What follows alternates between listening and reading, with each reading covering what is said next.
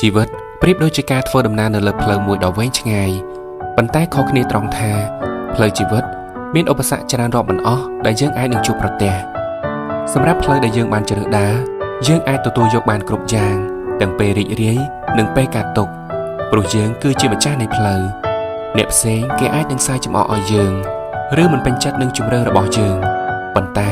គេមិនបានមកជួយដោះស្រាយបញ្ហាយើងឡើយគេបានតែនិយាយបានតែថាយើងគួរតែអញ្ចេះគួរតែអញ្ចោះតែពេលនិយាយហត់ពួកគេក៏ស្ងាត់ការតស៊ូពុះពេលជំនះនឹងបញ្ហានៅក្នុងជីវិតពិតជាលំបាកណាស់ទៅហើយដូច្នេះកុំយកសម្ដីមិនល្អរបស់អ្នកដទៃមកទុកដាក់ក្នុងចិត្តច្រើនពេក